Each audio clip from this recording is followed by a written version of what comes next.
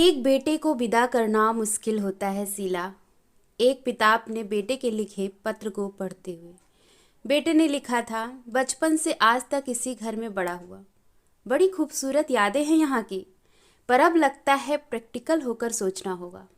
मुझे गलत मत समझिएगा, आप लोगों की सेवा के लिए मैं एक पूरे समय का नौकर रख दूंगा और मकान पास में ही ढूंढूंगा, ताकि हर दूसरे तीसरे दिन मिलना होता रहे।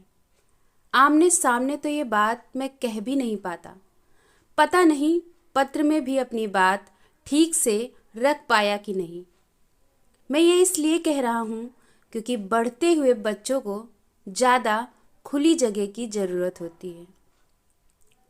मुझे और रीना को भी कुछ प्राइवेसी मिल जाएगी और आप लोगों को भी अपने रिटायरमेंट के बाद कम से कम आराम से एक 2 बेडरूम अपार्टमेंट में रहने को मिल जाएगा, बजाय सिर्फ एक कमरे के। मैं झटके से कुर्सी पर बैठ गया। सामने छोटी प्लेट हटाकर स्टील के जग से ही पानी पिया। रिटायरमेंट का फंक्शन 40 मिनट में शुरू होने वाला था, लेकिन मेरे बेटे ने अपनी ज़िंदगी से पहले ही रिटायर कर दिया था। 3 बार ऊपर से नीचे तक मैंने पत्र पढ़ा।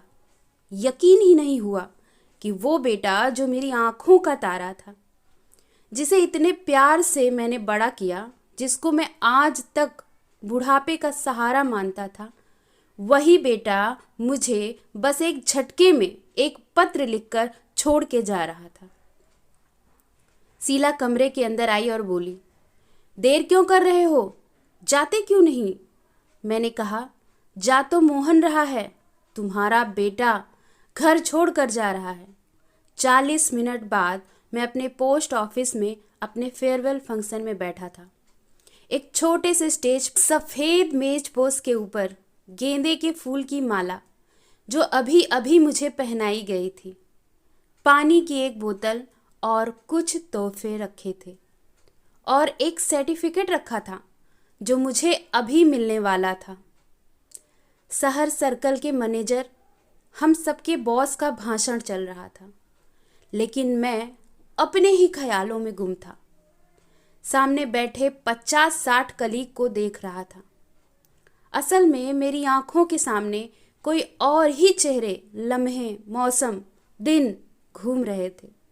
वो रात जब मोहन पैदा हुआ था, शहर के सिविल अस्पताल में, जब घर की कोई भी महिला आ नहीं पाई थी और मैं ऑपरेशन थिएटर के बाहर बैठा समझ ही नहीं पा रहा था कि बच्चे के आने की तैयारी के लिए करना क्या क्या होता है।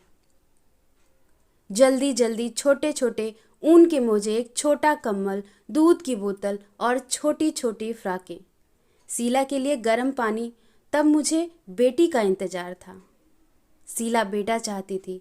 जिंदगी में हमेशा उसी की तो चली है। मोहन के लिए हमेशा अपनी हैसियत से ज़्यादा किया मैंने। खुद 5 किलोमीटर पैदल जाता था, पर बेटे को साइकिल दिलाई। उसकी यूनिवर्सिटी के कोर्स के लिए मैंने फिक्स डिपॉजिट तोड़ा, और फुटबॉल टूर्नामेंट के लिए जब उसने नए जूते मांगे तो कभी दोबारा सवाल नहीं किया। जब पोता हुआ तो एक और फिक्स डिपॉजिट तोड़ा और उसके नाम कर दिया।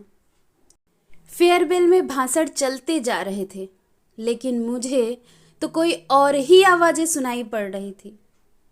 गेंदे की फूल की माला, तोहफे, सर्टिफिकेट सब लेकर जब ऑटो से मैं घर पहुंचा तो शीला घर पर अकेली थी, खिड़की पर बैठी थी, रो चुकी थी।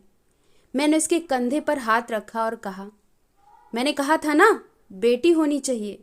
बेटी विदा करना तो सौभाग्य से माता पिता को नसीब होता है, बेटा विदा करना तो हमने कभी सीखा ही नहीं। चाहे जितनी सेखी बघारें, आदमी असल में अंदर से निहायत ही कमज़ोर होते हैं और औरतें मजबूत होती हैं। तकलीफ़ चाहे अंदर ही अंदर सहती रहें, टूटती रहें, पर बाकी सबको जोड़ कर रखती हैं। शीला ने सीधा मेरी आंखों में देखा और कहा, तो कौन सा एहसान कर दिया हमने?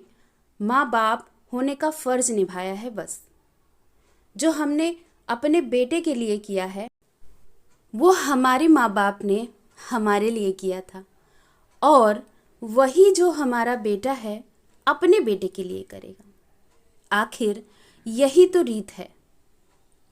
मैंने कहा, शीला, पर वो घर छोड़कर जा रहा है। वह बोली, तुमने भी तो गांव छोड़ा था ना, तुम्हारे पिता को भी ठेस लगी होगी। मैंने कहा, अरे मैंने नौकरी के लिए, अपने घर पैसे भेजने के लिए मजबूरी में गांव छोड़ा था। पर वो तो कहता है प्राइवेसी चाहिए, जैसे तुम हम उस पर पहरे रख रहे हैं। शीला ने कहा, जमाना बदल गया है, हमें भी बदलना होगा, और ज़रूरी नहीं है कि हर बदलाव बुरा हो। बेटा दूसरे घर में जा रहा है, इसका ये मतलब तो नहीं कि वो हमसे प्यार नहीं करता है। तुम भाग्यशाली हो जो तुम्हें अच्छा बेटा मिला है। खुदगर्ज मत बनो, जिसमें उसकी खुशी है उसमें हमारी भी खुशी है। आखिर किसी तरह उन्होंने खुद को समझा ही लिया।